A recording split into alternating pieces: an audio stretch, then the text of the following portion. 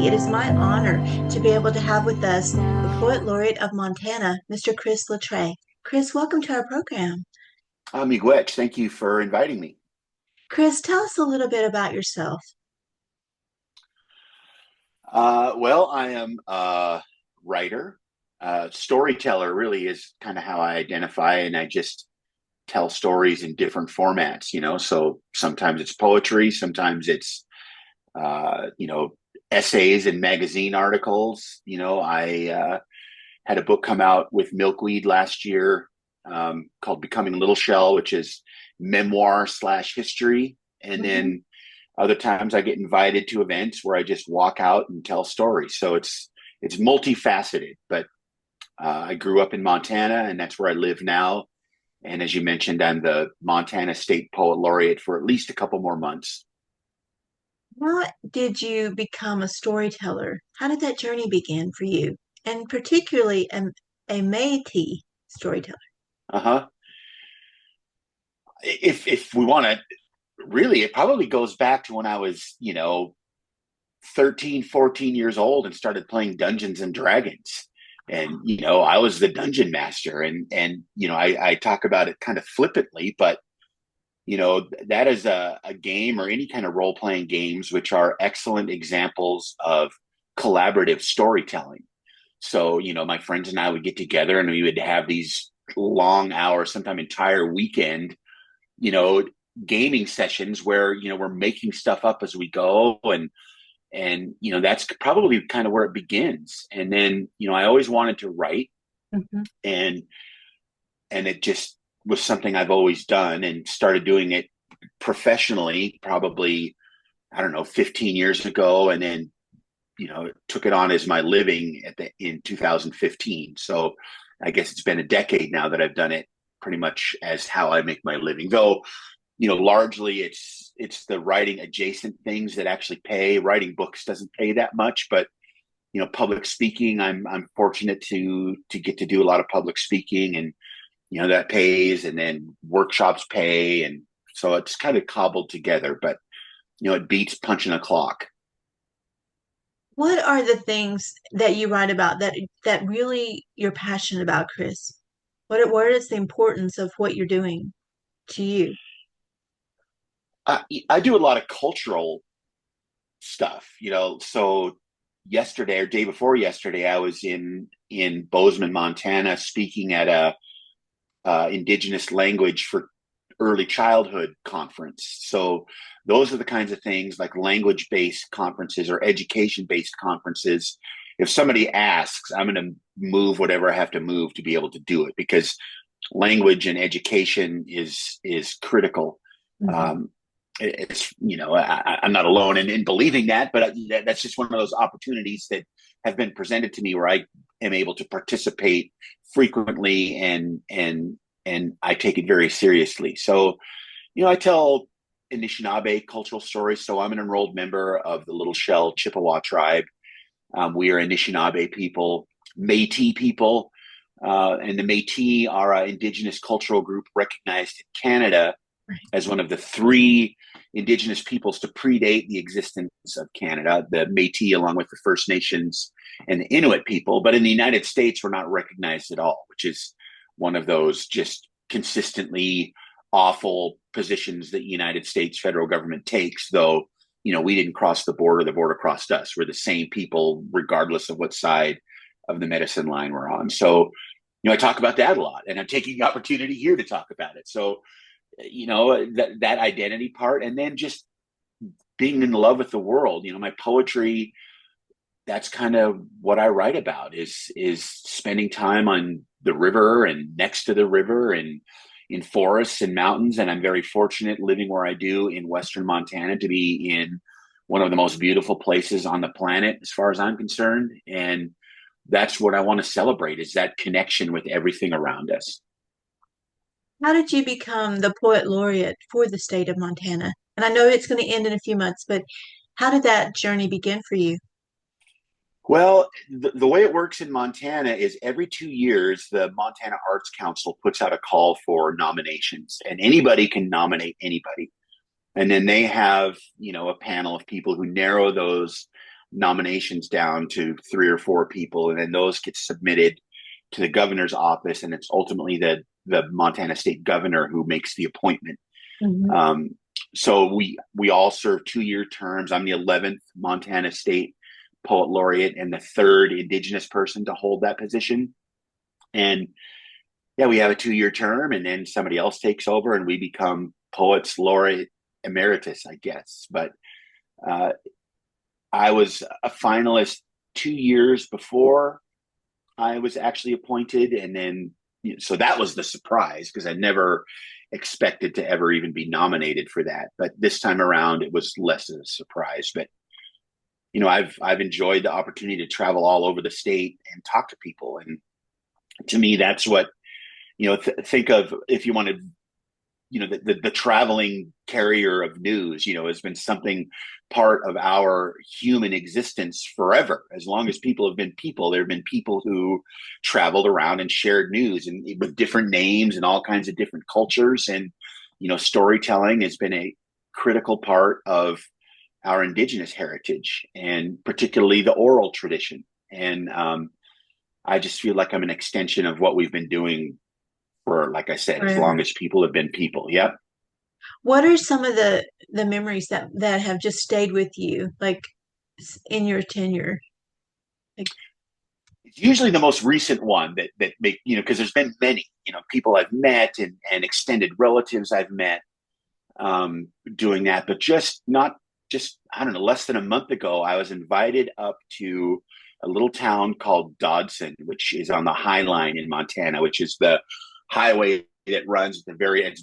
You can see Canada, it's like a stone's throw away. And that little school is right on the edge of the Fort Belknap Indian Reservation. So it's largely an Indian school. And they asked me to come up and do their commencement address for the graduating students. And, it's such a small school that they graduate the high school and the eighth graders and the kindergartners all in one ceremony, which I thought was really cool. And so it's just neat to be part of that little community. But what was great about it is that after the main, very Western based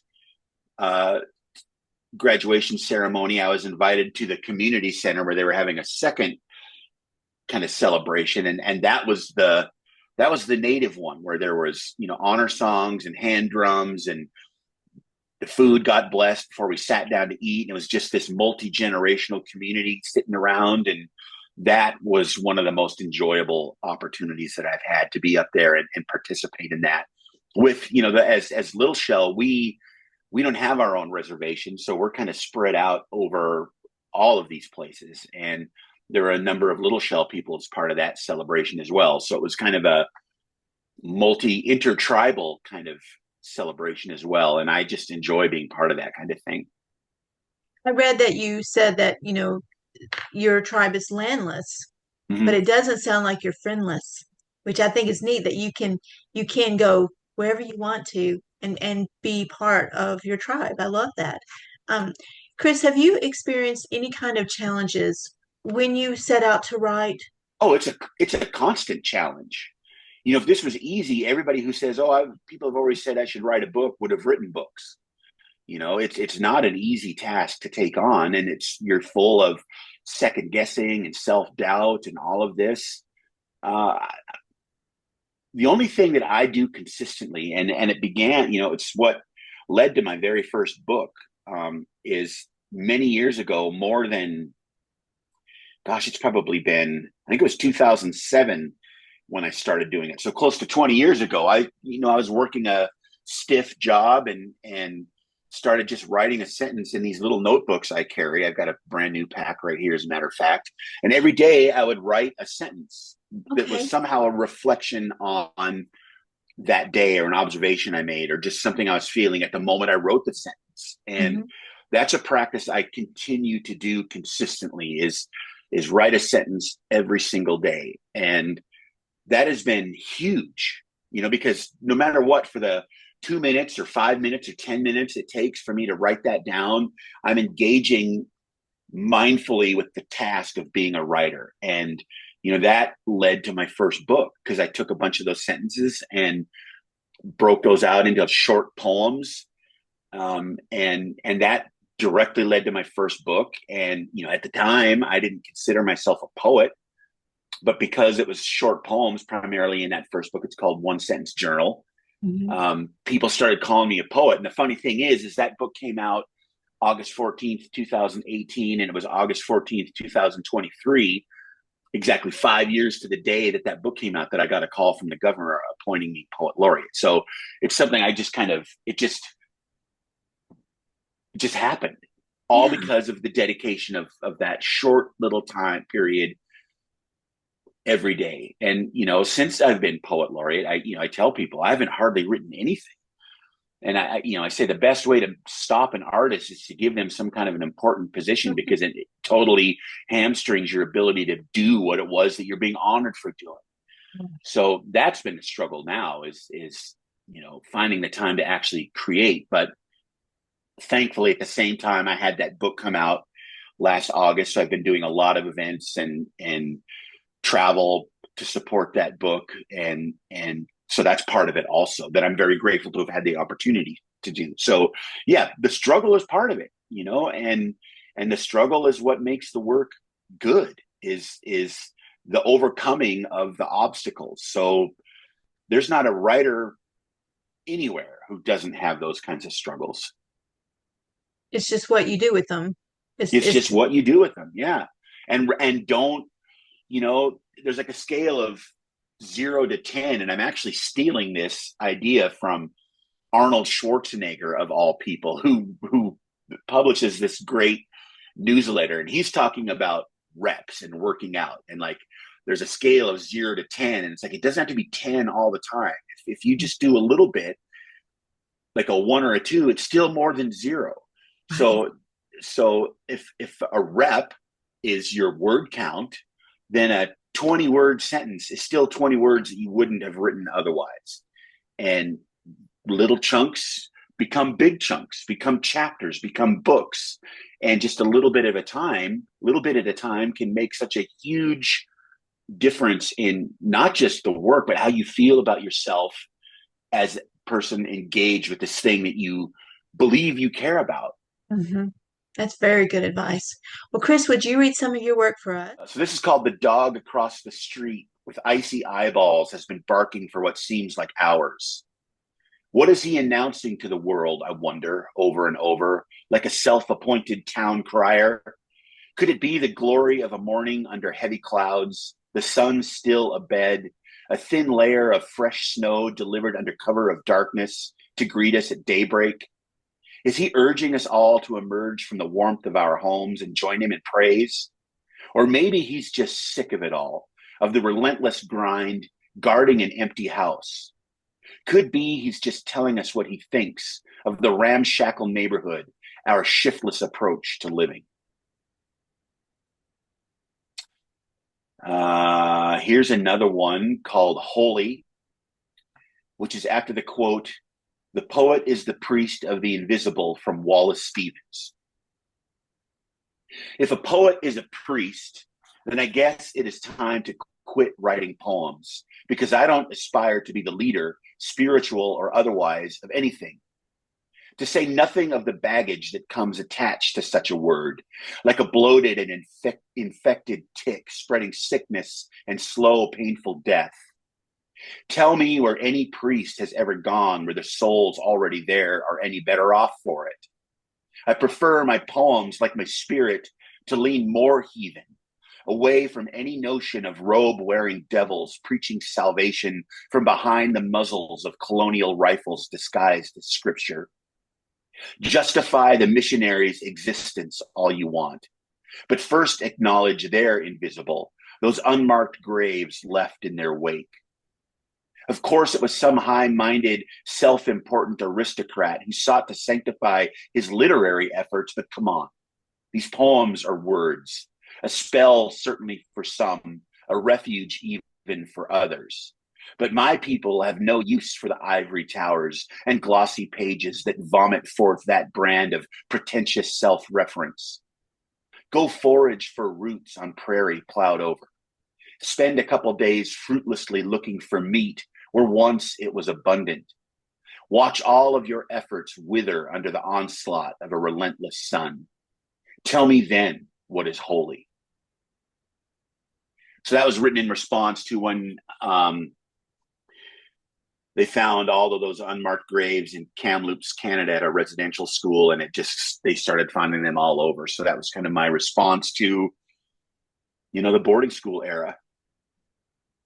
You know, the Indian reservation schools in Canada, but there were also, I'm sure, in America, United Oh, States, hundreds. Mm-hmm. hundreds. Um, so yeah, that poem is powerful. We have to have these honest conversations. The reality is for us to restore our language and restore our culture, we need to have participation from everyone. And, there are a lot of people that, I don't know, we're all in this together is kind of what it all boils down to. Well, and I Pretending think, things didn't happen doesn't do anybody any good. no, you can't whitewash the past, but Mm-mm. you have to have a point of being able to move forward. But I always go by the statement that if you fail to acknowledge the past, you are doomed to repeat the mistakes of the past Which we do over and over again, over and over, over. I totally agree. Um, Chris, if you could tell us a little bit about your Substack. Yeah, it's called an Irritable Métis. And I've been doing it now for, I don't know, almost 5 years, I guess. So I got in early with the whole Substack thing, and it's become a very important part of my writing life. Some people choose to pay for it. A lot of people choose to pay for it. There's no content that you don't get if you don't pay for it. My feeling is like, if you can afford it or not, and if it's of value to you, then you should pay for something that's valuable to you. And if you can't, let those who can, hold up those who can't. So with that mindset, it's like I said, it's been very successful. It's a large part of the income I make from that allows me to go out on the road and do stuff for free in communities that are far flung, and I enjoy it. I don't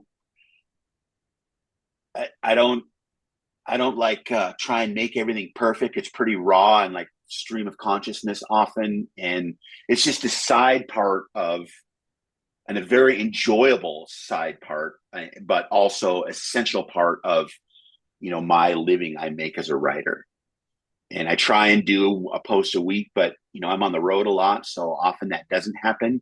I publish my sentences for the previous month at the beginning of every next month. So like I just published May's sentences that I talked about writing just a couple days ago. So that's the only thing I consistently do every month is publish those sentences. And then everything else is just, essays about things I'm thinking about.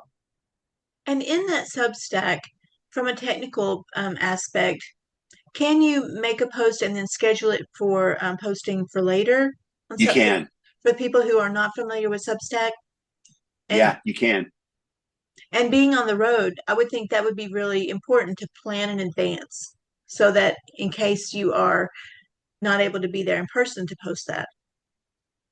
Yeah, it would be, but It's not always easy. well, no, finding that it's a time thing, and like this morning I've got this interview and then a phone call and then another Zoom, and then tomorrow I'm back on the road again, and just finding the time. And meanwhile, I have laundry to do and a Mhm. yard to mow and all of the domestic stuff. So sometimes it can be difficult to find the time even to schedule it in advance. So I'm usually writing it, proofreading as best I can, and then the best proofreading tool in the world is pressing post, because that's when all of the errors jump out. Like after you've looked at it half a dozen times, inevitably there's two or three that you miss, and that's just part of it. Chris, do you have people in your life that mentor you or that you work with that are also fellow writers? A core group? Or are you a No. loner? You're a lone wolf. So, I know I have friends who are writers, but as far as like being immediate parts of my life, I don't really, that they're, Missoula, there was a time where I live outside of Missoula, Montana, which has a very storied writing program at the University of Montana, which has kind of been under assault for a few years. There are a lot of writers, and I know writers, but I'm not part of any writing group. Um, I don't socialize much, so it's not like I'm getting together and having coffee with other writers. I was just at the Bay Area Book Festival last weekend, and then the weekend before that, I was in Crested Butte, Colorado, at the Mountain Words Writing Festival. So those interactions where we kind of all come together and hang out, that's probably where I am most uh, in company with other writers, but it's not like a part of my day-to-day life really at all. Even other writers that I subscribe to on Substack, I've struggled to find the time to consistently read those. I try to, but there's so much of the work that involves sitting in a computer. When I'm on free time, I'd rather sit outside, and listen to the birds than stare at my computer screen some more. Well, I was going to ask you, what do you do when you were not busy with that? And it sounds like that part of your DNA is to be in nature. It is, yeah. I make every opportunity that I can to slip away for an hour or two when I can, and that is the essential part of whatever writing I'm doing, is the ability to go out and spend time in nature and just be still. If I can't do that, I can't create.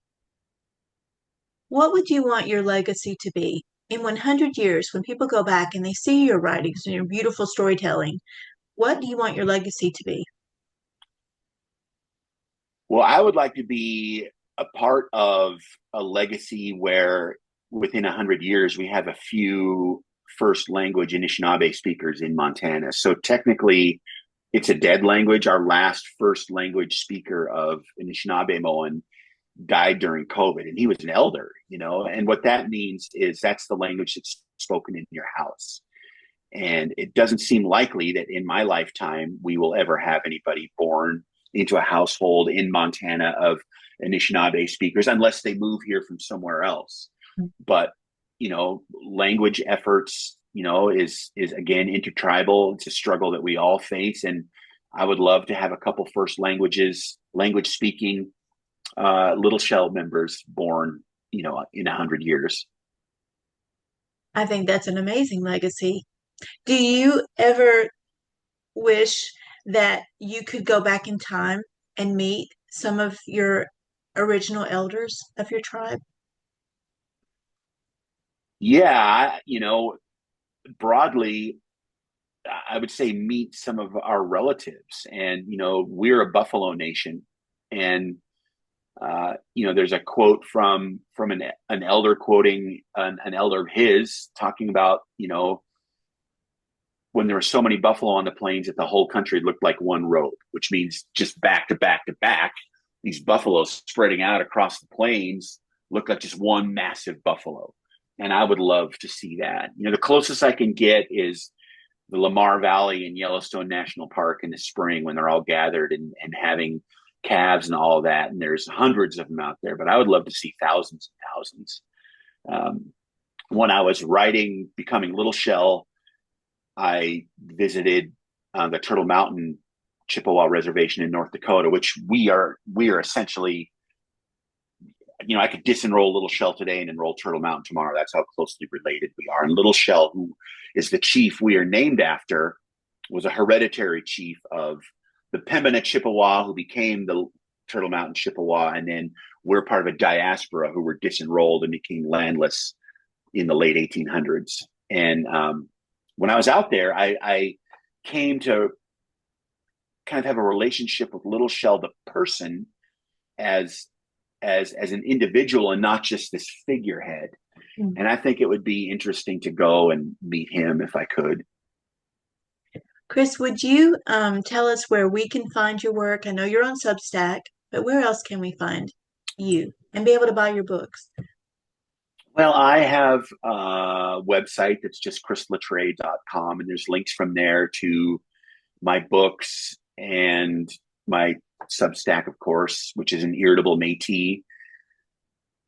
But Becoming Little Shell is available everywhere. It was published by Milkweed. Milkweed published, like they publish Ada Limon, who's the current United or just left, I think, Mhm. U.S. Poet Laureate. I think her term just ended, and she's got a new, selected a new collection that they're publishing coming out here in the next couple months. And if you haven't read Ada, she's He's very good. one of my top two or three favorite living poets, along with Joy Harjo, who's actually coming to Missoula in August. I'm part of a group who put together this festival called Indigipalooza, where we have a bunch of native poets and writers and hip hop artists and coming for a big celebration. So Joy's coming. Um, but Becoming Little Shell comes out in paperback on August 12th. And you can get signed copies of everything that I've done through my local bookstore in Missoula, Fact and Fiction Books. So those are the links that I have on my website. And I'm always happy to sign and personalize for people. That sounds awesome. Well, Chris, thank you so much. And by the way, I don't even know if you know it, Chris, but you're also on TikTok. There are videos about you on TikTok where you're Oh, doing your storytelling. Yeah. I had no idea. I've never had a TikTok account. So that's funny. Well, I'll have to send it to you because it's really neat. You're talking about the earth, that the earth craved you. Wow. You remember Yeah, I'd that? like to see that. Yeah. I do. Yeah. I mean, that's kind of how I feel. The in Anishinaabe worldview, we were the last ones to be brought to the world, and it was all because everybody else who was here wanted us here. So anybody saying that the world is better off without people, which sometimes seems the case, we're just those children who've been out of line and need to get back in line with the rest of the world. And it would be a dull place without us. I think so too. Well, Chris, thank you so much for spending time with us today at Briar Haus Writes. I wish you all the best in your future. Thank you. Thank you for the invitation, and very grateful to participate.